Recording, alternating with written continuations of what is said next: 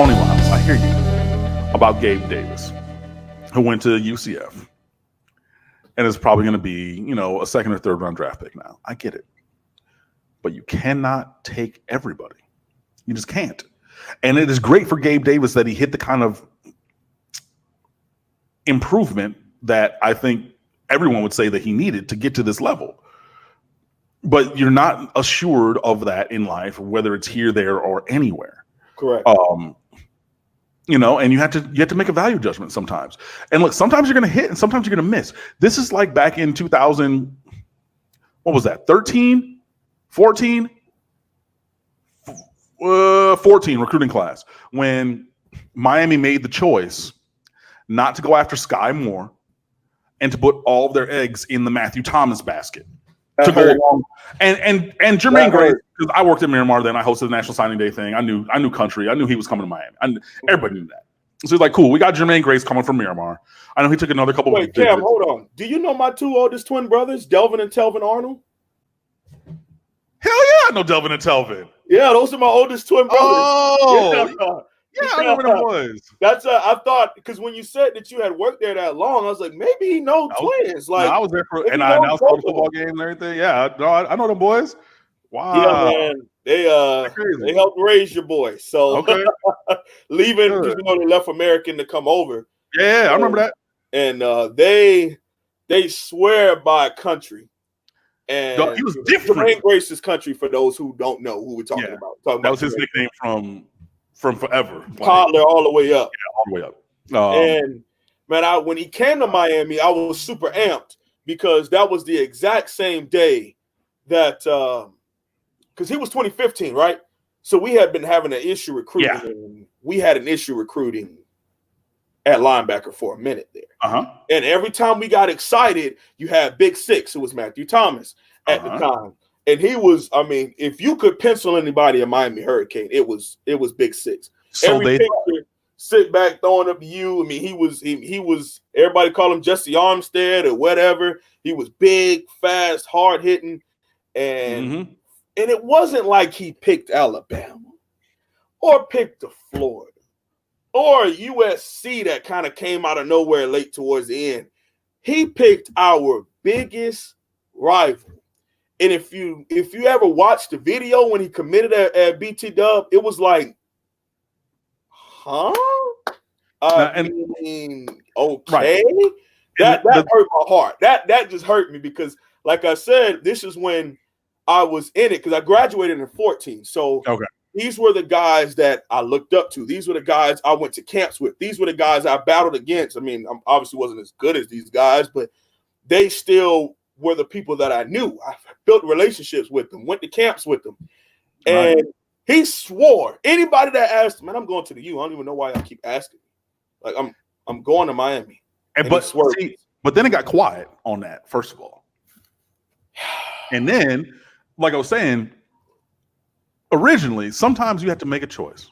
And sometimes that choice hits and sometimes it misses. You made a choice in 2012, 13, whatever year that was, 12, that you were going to recruit Tracy Howard and drop everybody else. That was 12. And that hit. You know what I mean? Yeah, because it was right. That one hit. So these other cornerbacks who you dropped, and you get the number 2 cornerback in America, 5-star from Miramar, that's cool. 3 years later, you drop all these other linebackers. You have Sky Moore, who is saying openly, hey, coach, give me an offer. I'm committing on the spot. I'm coming to the U. That's it. But you're only taking 2 linebackers that year. Yep. So you say, nah, I got this Grace kid who, I think is going to be something. Personally shut down Alex Collins, 5-star, twice his senior season. Because I knew that game plan. I went to that meeting. And Miramar coach said, number 2, Grace. Find number 3. That's it. Wherever he goes, I don't care what the rest of the defense does. We playing boxing 1. You the one.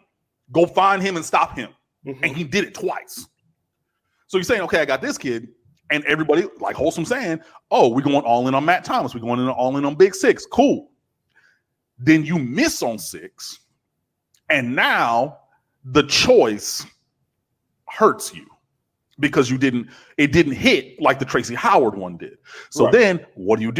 You call to American Heritage, 10 minutes before they go on the stage for their commitment ceremony and try to get an offer to Sky Moore, try to fax over the form to the school, because that communication happened with someone who's on Twitter with a blue check mark, whose name you know, who is known in the South Florida circles, who once worked at American Heritage, who told me personally that they didn't have Sky Moore's number.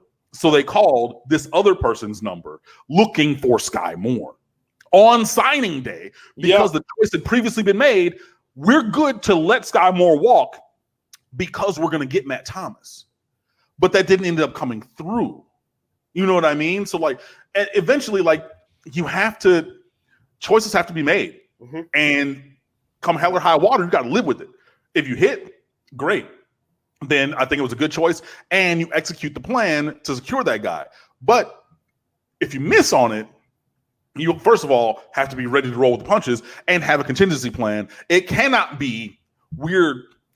And I think that's what the Al Golden staff learned at that time, even though they didn't really have even but one more year to enact that. But that's when they learned about the Matt Thomas thing is, yes, we're going to be all in on our guy, but we're also going to be texting the side. You got to. Because if the number one don't hit, hey, what's up? Yeah. You know what I mean? Yeah. But and they didn't have be on night of. It can't be on day of. And that was the pain. I mean, reading those articles, that was back when you had to see, I wasn't, you know, plugged in, if you were to say. So I had to read all of the We Stand With the U on Facebook. I had to be a part of all these Facebook groups, and you know, they were always hashtag he ain't coming, and you know, shout out to Ricky Williams, the ruler, 99, my guy. You know, he always used to mess with us on the Facebook groups and throw us little hints and have us thinking we're gonna get this guy, and then he ends up going somewhere else and he just laughed at us. And man, the story about Sky Moore, that hurt to read that article. I mean, because you feel for the kid. It wasn't like he was some 5'9", 160-pound speedster linebacker from Western Hialeah. Nah, he was top 3. He was like a guy. And he was one of those rock with him or offer him. No, but that's the thing. He was one of those like blue chip guys locally that we just didn't have room for all of them, operating on the assumption and thought that we're going so hard after Matt Thomas. Yeah, true. That we don't got, and we're taking, and I mean, and that's the thing. It was funny because it wasn't really ever a conversation between Grace and Moore. It was Thomas and Moore.